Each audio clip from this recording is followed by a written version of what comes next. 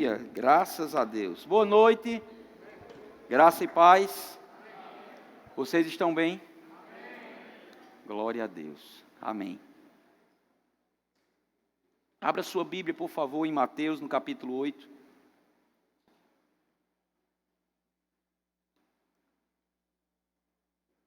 Aleluia.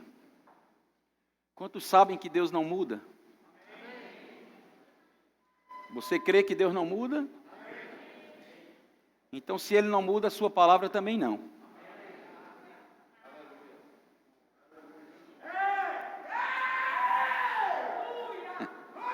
Aleluia, aleluia, aleluia. Mateus, capítulo 8 de Mateus, a partir do verso 5. Uma história muito conhecida, mas o Senhor Ele quer compartilhar algo conosco nessa noite. E eu tenho certeza que se você ficar ligado, antenado, você sairá daqui diferente. Amém? E você receberá mais rápido. Porque a questão da entrega de Deus para nós não depende dele. Depende de nós. Amém. Verso 5. Tendo Jesus entrado em Cafarnaum, apresentou-se-lhe um centurião, implorando: Senhor, o meu criado jaz em casa de cama, paralítico, sofrendo horrivelmente. Jesus lhe disse: eu irei curá-lo. Só diz isso quem tem convicção de quem é. Jesus não disse: eu irei visitá-lo, se Deus quiser. Não, ele tinha convicção. Ele sabia quem ele era, o que ele tinha, o que ele podia. E ele tinha um padilá para dedicar com o papai. Ele tinha uma ligação com o papai.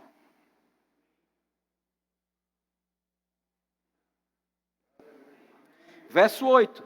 Mas o centurião respondeu: Senhor, não sou digno de que entres em minha casa, mas apenas manda com uma palavra e o meu rapaz será curado.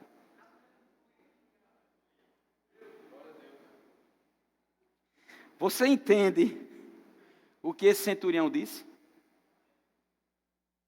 Senhor, não precisa o Senhor ir. A sua palavra lhe representa.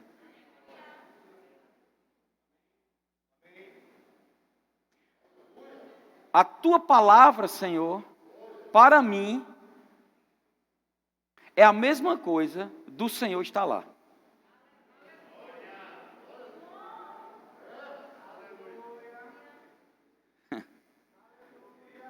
Eu queria ver o Senhor, olhe para a palavra.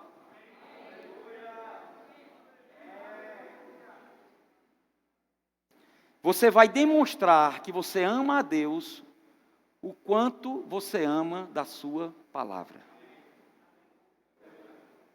O tempo que você dá à palavra, vai demonstrar o quanto você dá a Deus. Como está a sua vida na palavra? Ou ela é tão corrida para você dar ênfase à palavra apenas no domingo às 18 horas. Em um culto de 2 horas a 2 horas e meia aproximadamente, com uma média de 1 hora a 1 hora e 10 da palavra. Isso daí não vai fazer você avançar. Porque é a consideração que você dá, o que você tem ouvido, que vai fazer toda a diferença na sua vida. Esse centurião, querido, centurião significa que ele era comandante de 100 soldados.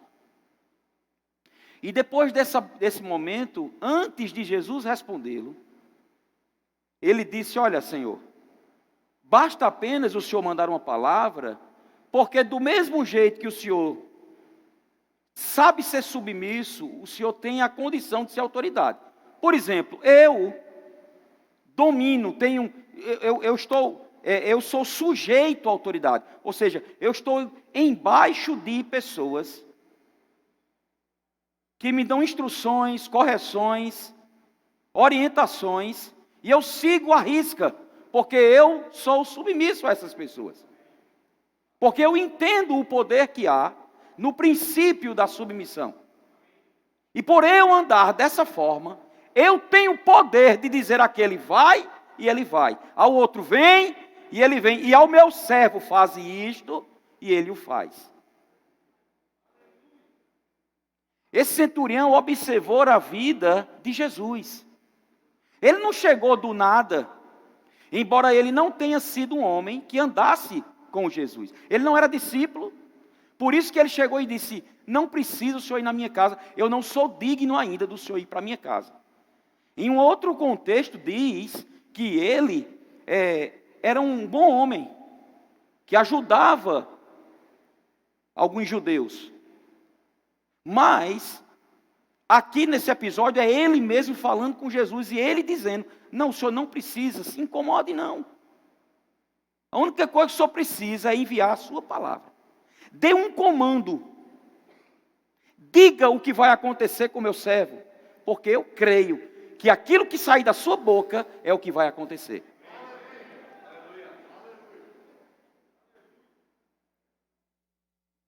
Aleluia. Aleluia.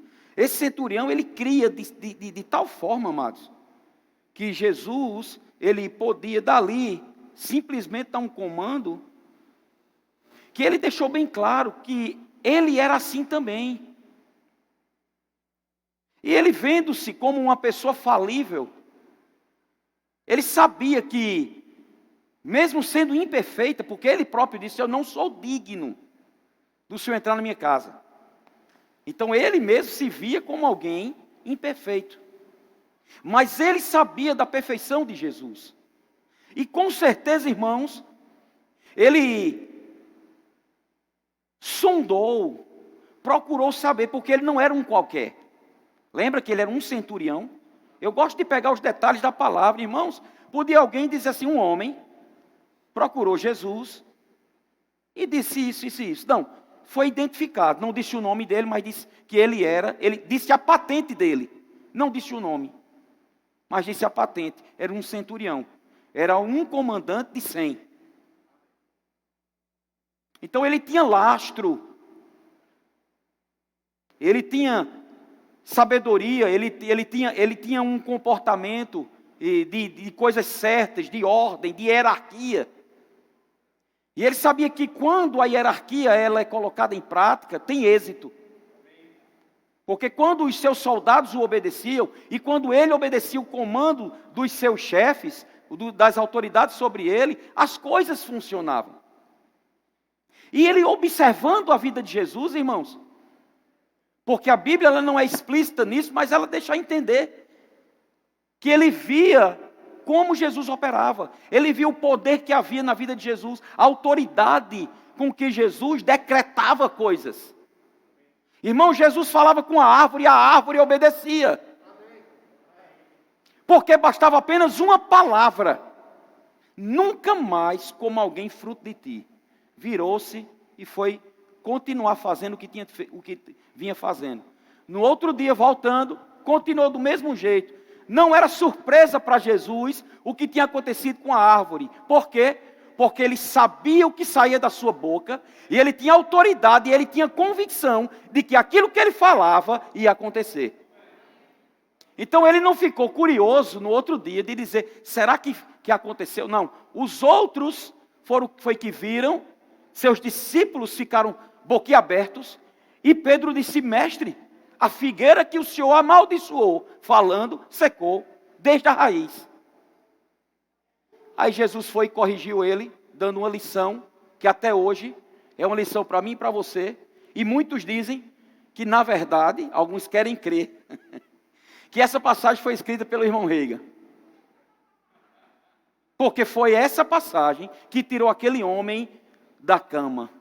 E que depois de 17 anos, ele morreu em 2003, 18 anos, né? Depois de 18 anos, a palavra, as revelações que esse homem teve, ele morreu em 2003, até hoje elas são propagadas em todos os lugares do mundo. E tem alcançado vidas como alcançou a minha e tem alcançado a sua. Por causa de uma palavra. Diga, basta apenas uma palavra. Se tivesse tema, e pode ter, esse é o tema dessa noite. Basta apenas uma palavra, vinda de Deus, para mudar o curso da sua vida. Mas para isso acontecer, você precisa se pegar com a palavra. Porque, amados, a palavra é a verdade, quer nós creiamos, quer não creiamos. E deixa eu lhe dizer, se nós não crermos, só quem vai perder somos nós. Porque Deus sem nós é Deus. E se Deus é Deus, comigo ou semigo, a sua palavra também. Então, vamos ser rápidos em nos moldar à palavra. Em dar atenção à palavra. O centurião tinha convicção, irmãos. E deixa eu te dizer, o servo dele, ele disse, está quase à morte. Ele ia bater as botas. Não era uma simples febre. Não, ele estava numa condição, só o paviozinho para ir embora. O meu servo está à morte. Mas se o Senhor der uma palavra, um comando, ele ficará curado. Sabe qual foi a resposta de Jesus para ele? Chamou todo mundo e disse, nunca vi em Israel uma fé como essa. Quer surpreender o Senhor, se é possível isso acontecer? Se pegue com a sua palavra. Creia nela até o tutano. Creia nela mesmo quando tudo está dando o contrário. Creia nela mesmo quando você faz a coisa certa. E por mais que você faz a coisa certa, parece que está dando tudo errado. Continue crendo até o fim. Por quê? Porque Deus não muda aquilo que Ele falou ao seu respeito. E sabe o que foi que Ele falou ao seu respeito? Pela boca de Deus, Clébio disse aqui. Eu sei que pensamentos tenho ao vosso respeito. Pensamentos de paz, de prosperidade, shalom, eirene, suprido, saudável, completo, exato. E não de mal. Não de mal. Diga, Deus não pensa em fazer o mal a mim. Não, isso não passa na mente dele, queridos. Quando não valíamos nada, quando éramos inimigos dele, ele deu o seu melhor. Se ele deu o seu melhor, quando eu era um desgraçado, o que é que acontece quando eu estou do lado dele?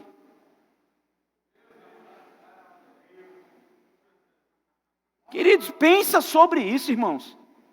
Pense sobre, se você não valia nada, você não valia um vintém, você não valia 1 litro de gasolina.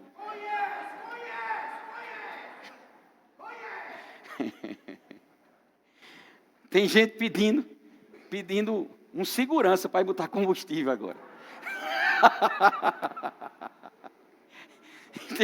Tem uns que, não tem uns que ganham até no meio da crise? Pois agora tem segurança de posto de combustível. Para dar segurança enquanto o cara está botando ali 3 litros de gasolina. Aleluia. Mas Deus não foi pego de surpresa por causa desse aumento. E eu não sei como vai fazer, mas se você tem vaca, o capim vai chegar.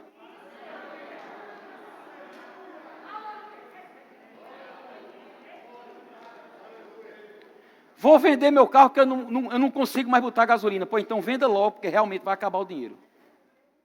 Para de falar negativo.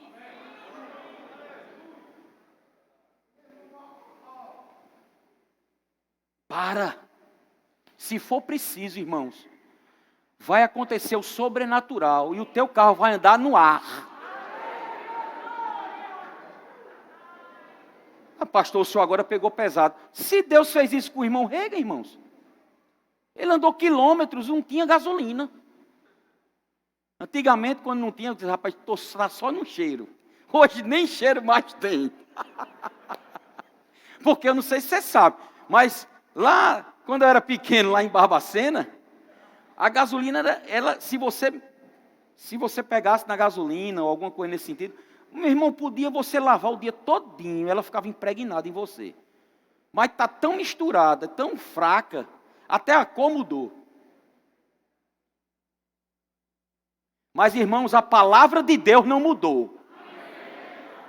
Então, do mesmo jeito que a palavra de Deus tinha efeito quando Jesus andava nessa terra, eu quero te dizer que ela tem efeito da mesma forma, no mesmo nível, porque Ele é o mesmo ontem, hoje e sempre será. Então, basta apenas uma palavra vinda de Deus para mudar o curso da tua vida, das tuas finanças, da tua saúde. Irmãos, esse homem, ele colocou a palavra de Deus, ou a palavra de Jesus, no mesmo nível da sua presença. Pare para pensar sobre isso. Ele fez, na verdade, aquilo que Deus já tinha dito na sua palavra, que acima de todas as coisas, Ele exaltou o seu nome e a sua palavra. Então, se você quer êxito na sua vida, entenda, uma pessoa para viver o tempo todo abençoada, desfrutando, mesmo no meio das adversidades, queridos, o que nos abençoa, o que vai nos manter de pé, no meio desses gigantes que Marcelo falou, que não são gigantes somos nós. O que vai nos manter seguros, o que vai nos manter firmes é a palavra. Tudo que a palavra contém é maravilhoso. Os dons, pelo amor de Deus, eu sou apaixonado, maravilhado. Mas, irmãos, os dons sem palavra é barulho. Agora, embaixo da palavra. Porque num dom, quando a glória do Senhor está em manifestação, e alguém cai no Espírito, por uma imposição de mãos, uma palavra vinda de Deus, algo acontece, e essa pessoa ela cai no Espírito, algo pode ser gerado e acontecer ali. Mas, se essa pessoa não tiver conteúdo da palavra, ela vai se levantar e talvez no outro dia, quando se acordar, perdeu tudo que recebeu. Quantas pessoas, irmãos, embaixo de um culto de poder, onde curas são manifestas, quantas pessoas não vêm à frente e recebem instantaneamente a cura? Mas elas não são instruídas sobre o poder que há na cura. Ou que Deus já providenciou, já é um fato a cura. Não é uma promessa, é um fato. Mas ela não é instruída, ela não sabe na palavra como é que ela tem que resistir firme na fé quando algum sintoma vem. Mas o poder, o dom de cura, talvez através do ministro, a fé que ela gerou para aquele momento, se manifestou e a pessoa recebeu. O problema é que no outro dia, ela se acorda. E quando ela abre os olhos, a dor que ela sentia em qualquer área do corpo, antes de receber a imposição de mão, vem. O sintoma vem. Porque Satanás é enxerido. Você acha que Satanás não está bolando um plano para quando você sair daqui, eu não digo nem de 8h30, 8h15, 8h20, ele já começar a trabalhar para querer roubar a palavra que você está recebendo nessa noite? Ele fica procurando, a Bíblia diz, irmãos, que ele fica procurando a quem possa tragar. Mas diga ele não vai tragar. A quem possa tragar, ele não pode te tragar. A não ser se você quiser. Como certa vez no trabalho, 3h da manhã, eu estava na minha hora de descanso, quando me levantei, tinha um endemoniado dentro do posto. E a minha colega estava lá espalhando. Essa pessoa entrou aqui de vez, era um jovem, entrou aqui de vez e ficou assim, sentado, com as mãos encriqueadas, cabeça aqui e se mexendo desse jeito. Eu disse, eu já conheço essa presepada, pode ir descansar, deixa esse troço comigo aqui. Eu disse desse jeito, irmãos. Porque eu não sou como aqueles jovens que viram Paulo expulsar demônios e quiseram fazer, porque Paulo expulsava, e foram expulsar aquele demônio que Paulo expulsou no nome de Jesus. O bicho se levantou contra aqueles jovens e disse, rapaz, eu sei quem é Paulo e conheço Jesus, mas vocês tomem vergonha na cara. Ele disse que levaram uma surra. E, irmão, você precisa saber quem você é. Porque Satanás sabe quem ele é. Mas Satanás também sabe quem Deus é. E quando Satanás, e porque Satanás sabe que Deus é, ele faz comigo e com você o que ele tentou fazer com Jesus. Se tu és filho de Deus. Sabe por que Satanás disse isso? Porque Satanás sabe que se for filho de Deus pode tudo. O problema é que os filhos de Deus não sabem e vivem uma vida desgraçada, sendo já envolvidos já na graça. Já estão com a graça favorecendo, já estão com a condição toda favorável para a sua vida, já estão blindados pelo poder de Deus, cercados pelos anjos do Senhor, mas porque não sabem que Deus deu ordem aos seus anjos para guardar ele em todos os seus caminhos, vive amedrontado, não sai de casa, tem medo de ir num banco, tem medo de ser assaltado, tem medo de ir na rua tal. Ei, irmão, medo é um espírito.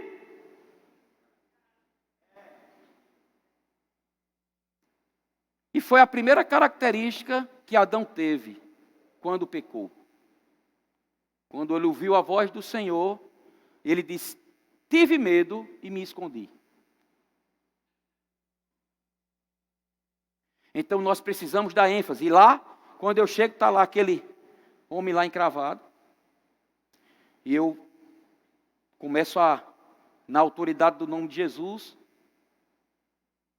Um lugar ermo, queridos, 30 quilômetros de Campina Grande. Só mato no meio do nada. Não passava um carro nessa hora. E impus as mãos e esse rapaz despertou. Disse, onde é que eu estou? Se você está no posto da farinha. Você é de onde? São José da Mata. É uma cidadezinha próxima, é distrito ainda de Campina Grande. Se você veio como, para quê? Não sei, estava descalço. Veio andando, irmãos, correndo no meio da pista.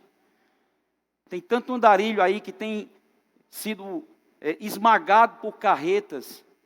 E eu digo, uma grande maioria dessas pessoas, irmãos, estão sendo ceifadas, porque muitas delas estão endemoniadas.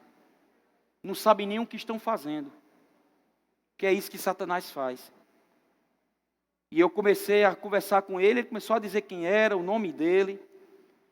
E de repente esse rapaz correu para o meio da pista. Ei, rapaz, vem cá, o que é que está acontecendo? E ele, todo encravado de novo. E eu chamei ele para perto, mesmo com toda essa situação, ainda chegou na frente do posto, agora ficou do lado de fora. E quando chegou do lado de fora, que eu encostei ele na parede do posto, que impus as mãos, ele caiu, puf, no chão. E ele ficou se debatendo. Irmãos, ele se debatia tanto, e isso era noite, e lá é muito frio.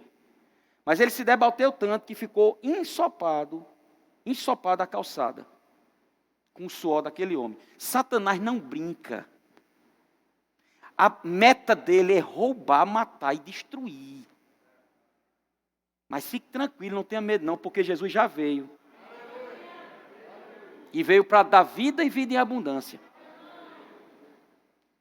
Esse jovem estava lá, se debatendo. Agora olha a cena. Eu, fardado, arma de lado, de colete, com as mãos, impondo as mãos na cabeça do rapaz, o rapaz se debatendo, e aí foi a hora que começou os caminhões, tudo a passar.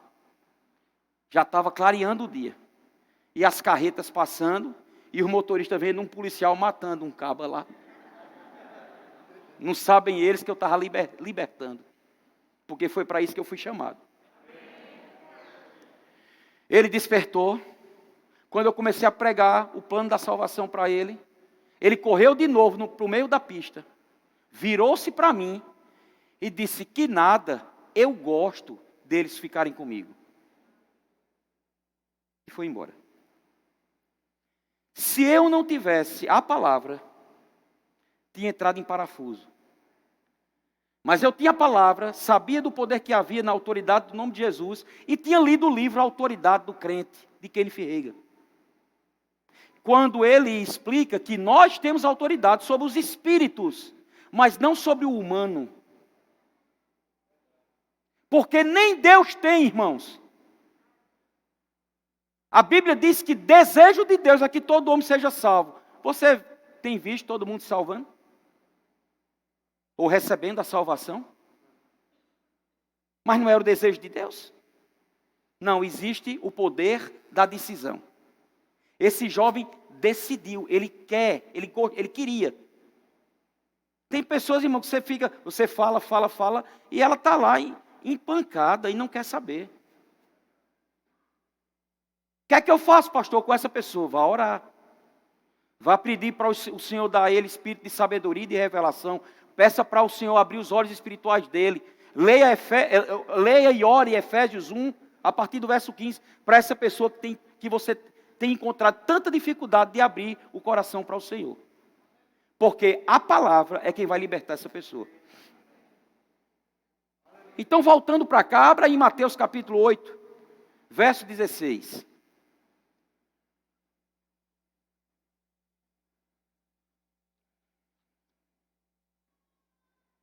Chegada a tarde, trouxeram-lhe muitos endemoniados, e ele, meramente com a palavra, expeliu os demônios, os espíritos, e curou todos os que estavam doentes. Meramente com a palavra. Diga, a palavra tem poder. Agora, isso foi ontem, antes de você almoçar. Você está em jejum desde ontem, é jejum intermitente, né? Porque se fosse jejum espiritual, irmãos, você estava pulando aqui. A gente precisa entender que nós não podemos ser passivos diante daquilo que... Eu não sei se você tem percebido, irmão. Eu acredito que você tem uma certa percepção espiritual de enxergar o que tem acontecido pelo mundo afora.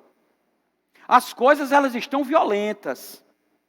As situações têm se levantado e têm ficado escancarado o que o inimigo está fazendo no meio da nossa casa, da nossa família, dos nossos filhos, das escolas. Semana passada, Luciana, nós estávamos numa conferência de homens e mulheres.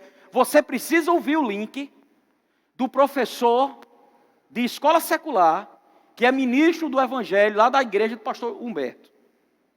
Você precisa saber o que é que está acontecendo dentro das escolas, o que é que estão fazendo com os nossos adolescentes, o que é que estão imputando.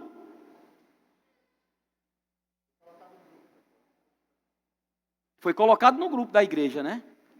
Assistam, irmãos, porque é alguém que está lá dentro e está vendo. Ei, já houve várias vezes com ele um motim de alunos fazendo um abaixo-assinado para tirar ele, simplesmente porque ele é cristão.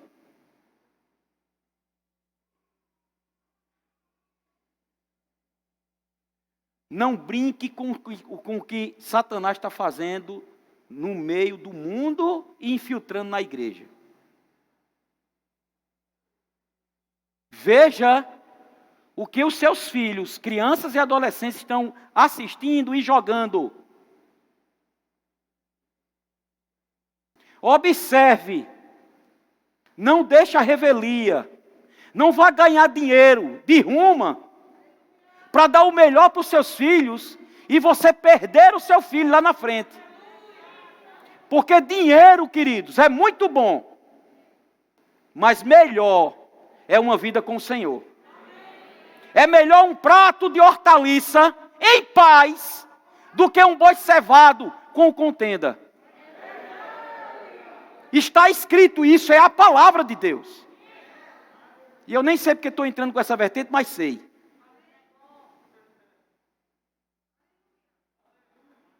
A gente não pode brincar, irmãos.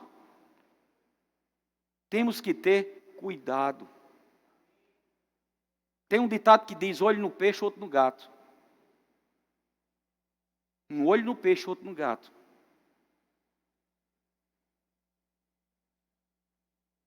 Amém? Eu não estou com raiva de você. Dê uma risada.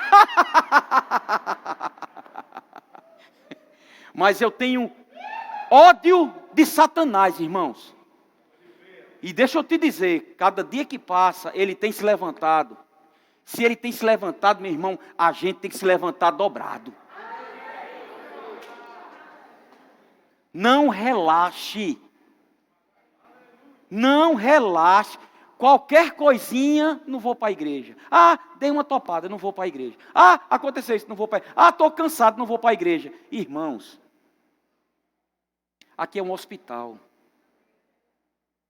Na verdade, aqui, um momento como esse, só vai te sinalizar, só vai te colocar, te mostrar uma lupa. Somente. Somente.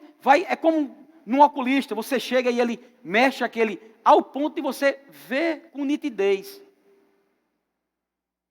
Mas, quantos sabem aqui que o oculista faz lá, aquela cena, ele passa a receita, você começa a enxergar bem. Quantos sabem que ele não anda com você? Ele só mostra como você deve andar. Ele só diz qual o grau que você precisa colocar no rosto para enxergar bem. Mas quem vai andar com óculos é você. Amanhã você não vai estar num culto.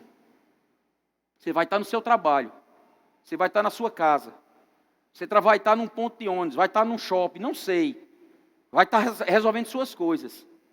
Mas eu quero te dizer, Deus está aqui limpando a tua vista, para que você enxergue perfeitamente bem, para que você não tropece.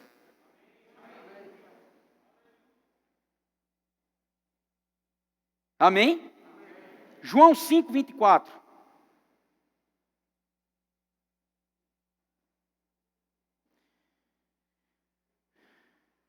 Em verdade vos digo, quem ouve a minha palavra e crê naquele que me enviou, tem a vida eterna.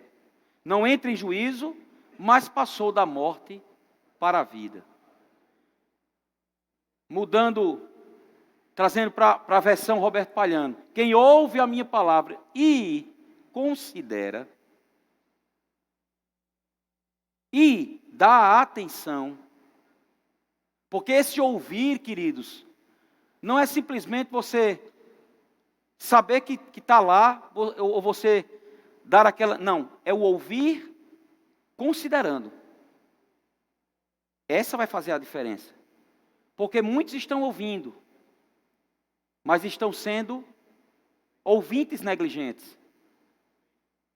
Aqueles que ouvem e são operosos praticantes, esses têm as suas faculdades exercitadas, e esses têm condições de lograr êxito em tudo que intentarem fazer. É o que a palavra de Deus diz.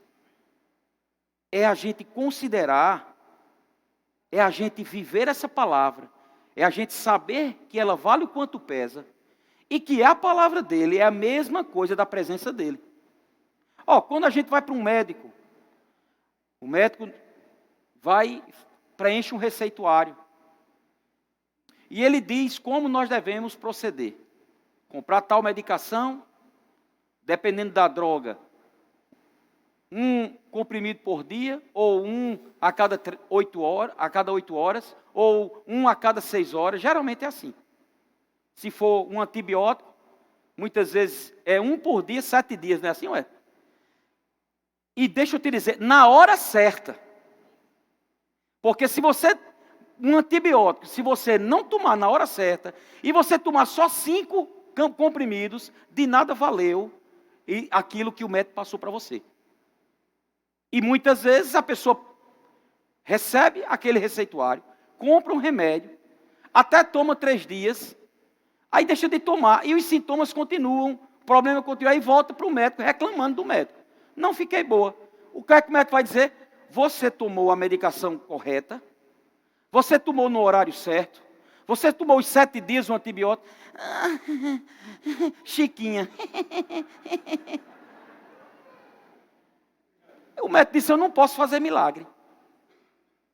Então, mas deixa eu te dizer, se a gente segue à risca o que o médico prescreve, por que nós não seguimos à risca o que Deus prescreve?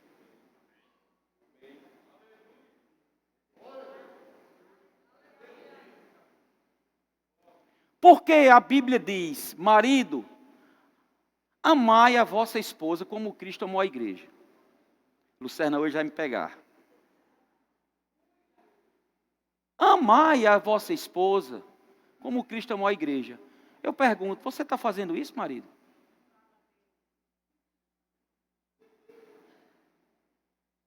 Não, pastor, mas peraí, nem assim também não. Ela tem seus problemas e tal. Deus não disse assim, ó, a mulher que tem problema ou não tem problema, ama. Não.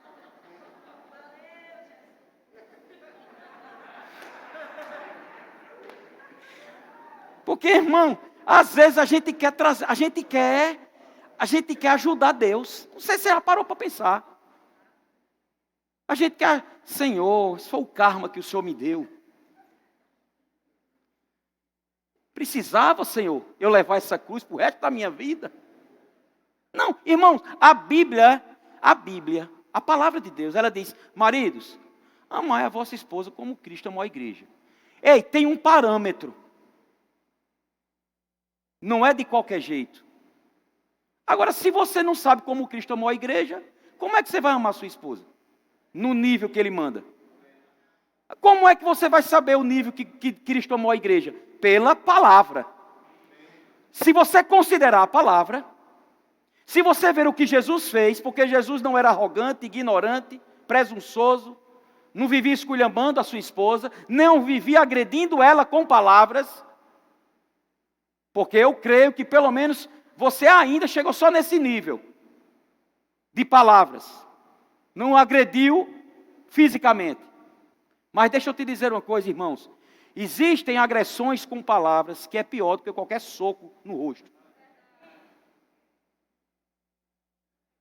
E tem maridos, falei até alto agora, não foi? Foi para você ouvir mesmo. Que querem pegar a palavra e usar só para se locupletar, dizendo que é o cabeça do lar, o sacerdote, e que todo mundo tem que obedecer, inclusive a mulher. Vá ler a Bíblia e veja o que foi que Deus disse a Abraão, quando Sara disse uma coisa para Abraão fazer, ele não fez. Porque se achava o bambambam, o cabeça do lar, o sacerdote, não precisa ouvir Sara. Deus disse, escute a sua esposa. Considere o que ela está dizendo. Isso também é amor.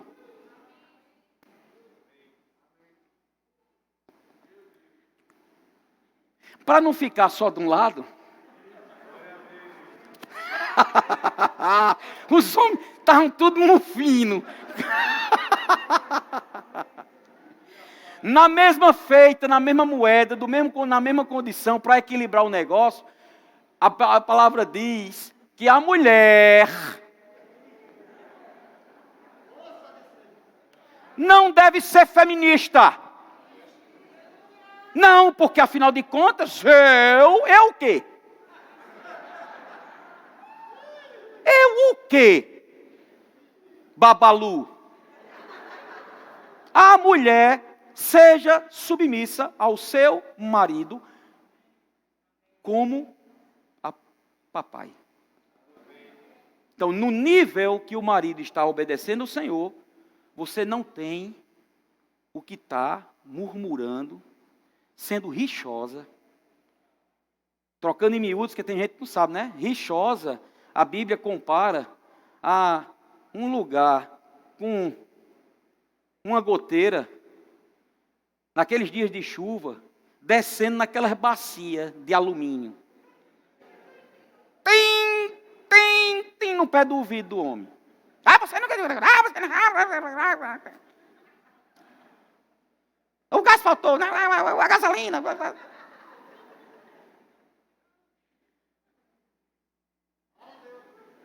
Não, irmãos, mesmo nível. Não basta apenas uma palavra. Deus está falando com você, homem. Mame sua esposa. Deus está falando com você, mulher. Se ajeite. Isso é a versão nordestina.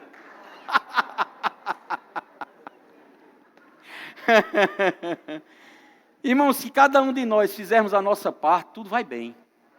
Sabe qual é o problema? É porque um quer que o outro mude.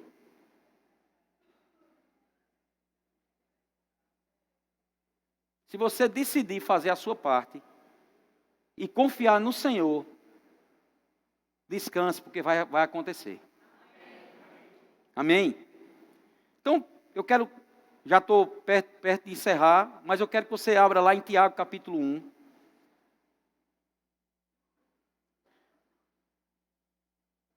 Não, melhor, eu quero terminar aqui falando de Daniel, depois eu posso até citar Tiago. Daniel capítulo 6, verso 9. A Bíblia diz: por esta causa, o rei Dario assinou a escritura e o interdito.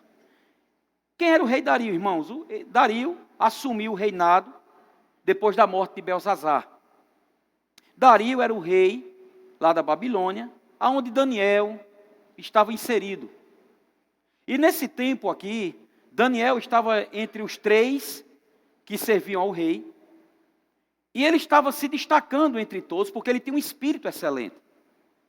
E o rei já estava com a ideia de colocar ele como segunda pessoa. E esses outros, os sátrapas, esse conchavo político da época lá na Babilônia, entre eles estavam se juntando para derrubar Daniel, puxar o tapete de Daniel.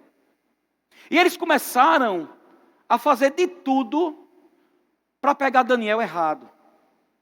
Mas, irmãos, não tinha como pegar Daniel errado. Por quê? Porque Daniel era fiel em todas as coisas. Eu fico pensando, irmão, se Daniel, que não tinha um espírito dentro dele, que vivia numa dispensação inferior à nossa, ele foi achado no meio do mundo. Babilônia representava o mundo, irmãos. Daniel estava numa condição de estrangeiro. Mas ele se destacou tanto pela inteligência, sabedoria e capacidade, porque ele confiou em Deus, e Deus deu isso a ele, que ele se destacou entre todos. E lá no mundo, ele foi exaltado, estava sendo exaltado. Quero te dizer, irmãos, que você pode estar trabalhando num lugar onde ninguém é crente, pode ser todo mundo ateu, pode ser todo mundo budista, pode ser islâmico, pode ser o que for. Se você chegar, você vai ser destaque. E fique tranquilo, porque vão querer puxar seu tapete. Mas você tem um Deus que é com você. Pode até ser que lá, nessa condição, você seja lançado na cova dos leões. Eu não sei, Deus o sabe. Mas, mesmo que estejam respirando morte contra você, Deus vai intervir. No final, você será exaltado. Se na tua vida ainda não houve exaltação naquilo que você espera, porque não chegou o final. Porque o final do crente sempre vai ser final feliz.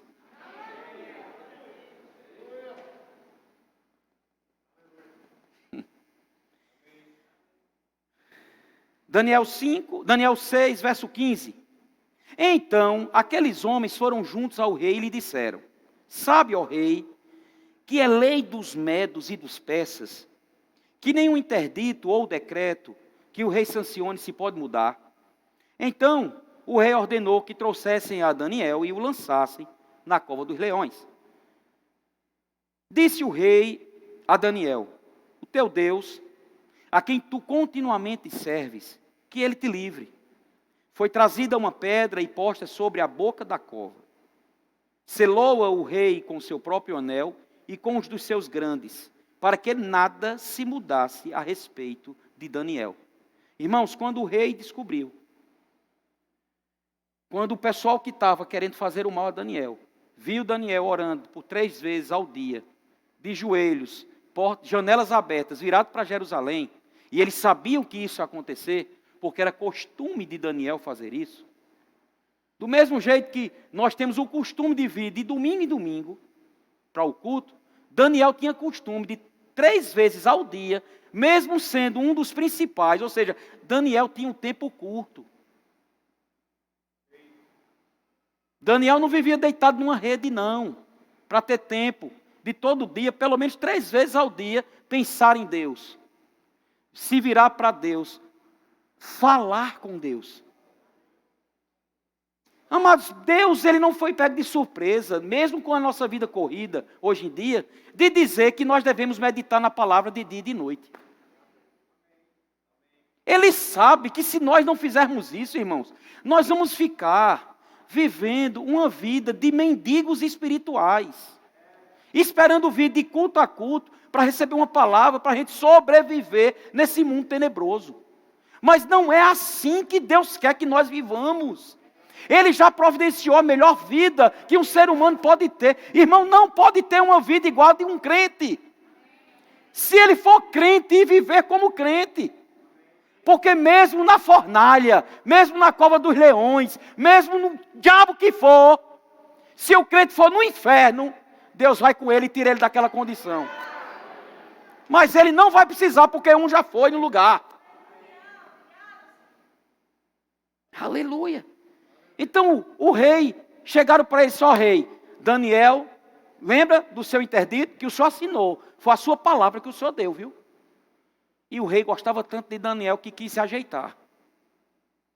E eles foram e disseram, ó, lembra que a lei dos medos e dos persas é assim. Aí o rei voltou atrás. Por quê? Porque a palavra do rei não pode mudar. Agora, quem era Dario? Um rei gentil. Um homem sem Deus. E um homem sem Deus, ele cumpriu a sua palavra. Por causa do cargo que ocupava. Eu lhe pergunto, irmãos, será que Deus, o Todo-Poderoso, o Criador dos céus e da terra, ele tem a condição de mudar a sua palavra, quando qualquer rei terreno, natural, totalmente distorcido da vontade de Deus, ele tem essa força de não mudar a sua palavra? Irmãos, Deus não mudou a sua palavra para você. A palavra de Deus para você basta. A palavra de Deus diz que você é mais do que vencedor. É um fato. A palavra de Deus diz que 1000 caem ao teu lado, 10.000 à tua direita, e você não vai ser atingido. A palavra de Deus diz que Jesus já tomou sobre si todas as nossas dores e enfermidades. Que o castigo que nos traz a paz hoje, estava sobre ele. E que pelas suas pisaduras fomos sarados. Fomos sarados. Basta essa palavra, eu fui sarado. Então mesmo que um sintoma venha, mesmo que um relatório venha, eu vou ficar com aquilo que a Escritura diz ao meu respeito. Basta uma palavra. Diga para o seu vizinho, basta uma palavra. Grupo de louvor, vem aqui. Aleluia. Estamos encerrando, mas lembra que lá em Provérbios, você não precisa abrir, se os meninos quiserem colocar aí, não tem problema. Provérbios 4, 22, diz, filho meu, atenta para as minhas palavras. Aos meus ensinamentos inclina os ouvidos. Não os deixes apartar-se dos teus olhos. Guarda-os no mais íntimo do teu coração. Por quê? Porque são vida para quem os acha e saúde para o seu corpo. Atenta para a palavra. Dá atenção à minha palavra. Inclina os ouvidos para aquilo que eu estou lhe instruindo. O que é que Deus está falando comigo, com você hoje? Ele está dizendo, filho, incline a sua atenção para a minha palavra, porque eu quero manifestar a minha glória na sua vida.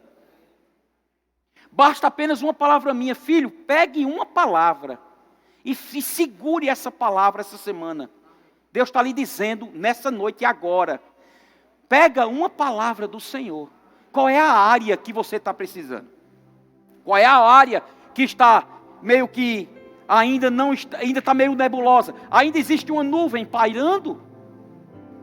Uma nuvem negra, uma nuvem escura que você não está conseguindo enxergar. Qual é a área? É na saúde? Foca os teus olhos e a tua atenção na palavra de Deus que fala sobre essa área. É nas finanças. Começa a declarar que o meu Deus, segundo as suas riquezas em glória, há de suprir em Cristo Jesus cada uma das minhas necessidades. E você se pega com essa palavra e diz: Senhor, obrigado, porque minhas contas serão pagas. Obrigado, Senhor, porque aquela dívida eu não sei como eu vou pagar, mas eu vou pagar. Obrigado, Senhor, porque o dinheiro vai vir do norte, do sul, do leste, do oeste, mas vai chegar nas minhas mãos. Obrigado, Senhor, porque Tu és o dono do ouro e da prata. E eu sou o Teu filho, herdeiro Teu e co-herdeiro com Cristo. Tua palavra diz que eu já sou herdeiro e o herdeiro herda. O herdeiro, o único esforço que tem é gastar aquilo que recebeu.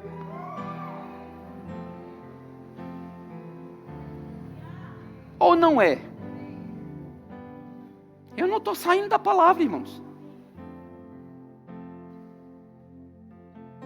Mas, pastor, o senhor não sabe como está o meu relacionamento. Posso não saber, mas eu sei o que é que Deus fala sobre o seu relacionamento. Se você é crente e o seu cônjuge é crente, vocês são justos, amém? Pelo menos isso nossa igreja tem a sua... Porque senão eu vou ter que fazer um estudo sobre justiça de Deus. Mas eu creio que na nossa igreja você já passou por esse ensino, não é? De saber que você é justo, não pelo que você faz, mas pelo que Ele fez. Não é porque você é bom, é porque Ele foi bom para você. E a Bíblia diz que Ele se tornou pecado, Ele o fez pecado por nós, para que nós nos tornássemos justiça de Deus. Justiça de Deus é uma condição de que você está isento de culpa, livre para amar o Senhor, para viver uma vida livre de todo peso, de pecado que tenazmente lhe assedia, mas você está livre. E a Bíblia diz que o caminho, a vereda do justo é como a luz da aurora, que vai brilhando cada vez mais até ser dia perfeito. Ora, se o justo, a vereda dele vai brilhando, por que o casamento do justo vai definhando? Se o casamento do justo está definhando, irmãos, é porque na verdade, o justo não está andando no nível da palavra. Porque se o marido e mulher, viu? Não sei se você está desconfiado da família que é marido e mulher, eu preciso ter um gabinete com você. Não, pastor, é família tradicional? Não, é a família. Não, pastor, mas eu estou ouvindo isso no mundo. Mas o meu respaldo é na palavra. Você tem que ter cuidado com o que está acontecendo no mundo. Porque até a língua estão querendo mudar. A pessoa, eu chegar aqui para ministrar para você, e eu dizer, diga Tôdicos, é Tôdicos.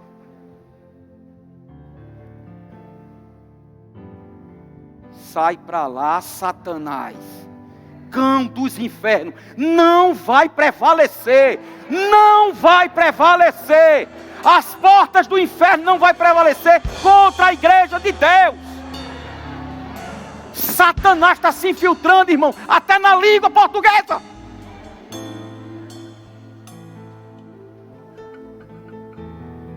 E a gente tem que ficar calado, porque o ódio é nosso.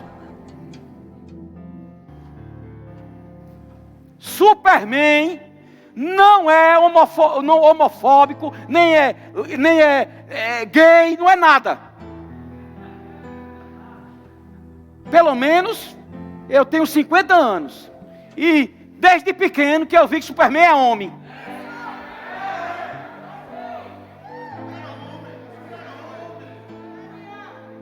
Ele não é homo, é homem. Ixi, eu fiquei agora.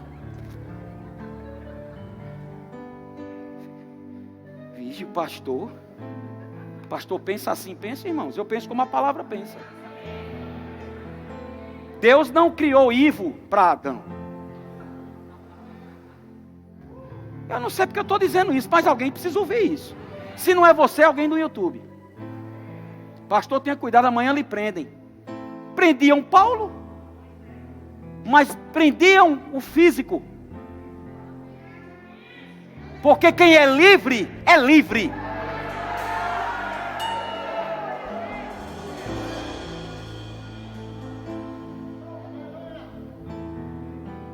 Irmão, chegou o tempo. Está bem patente, irmãos, que o negócio vai ferver mesmo. Possa ser, e isso não, eu quero que isso não aconteça, mas possa ser que daqui para frente alguns realmente comecem a mudar e fugir das igrejas, com medo da perseguição. Porque isso já aconteceu e acontece em algumas nações.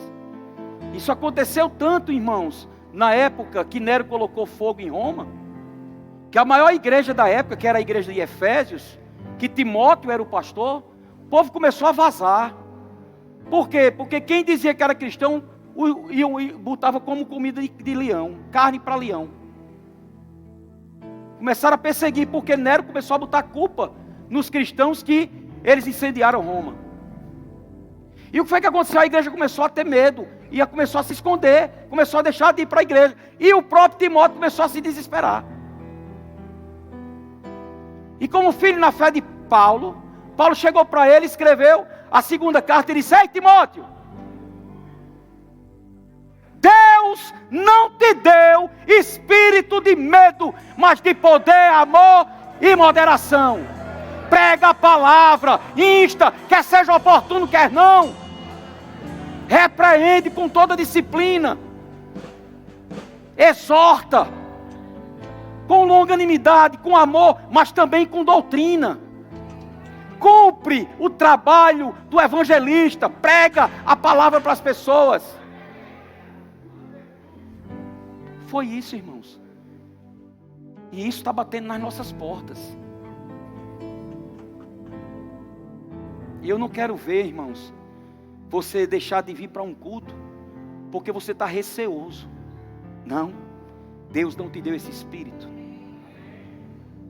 Eu declaro ousadia vindo na sua vida. Eu declaro você intrépido. Eu declaro que você não vai ser pego de surpresa. Eu declaro portas abertas e você tendo ousadia de andar em autoridade, declarar e ver com seus olhos naturais o que você vai declarar com a sua boca. Basta apenas uma palavra. Siga a palavra. Ande na palavra. Medite na palavra. Coma essa palavra. E faça como o centurião. Senhor, eu não preciso te ver. Mas se o Senhor me der uma palavra, tudo está resolvido. Vamos adorar o Senhor. Você pode ficar de pé.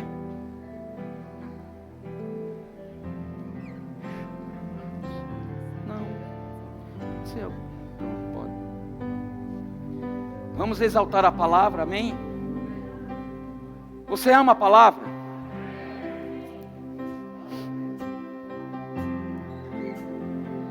Aleluia.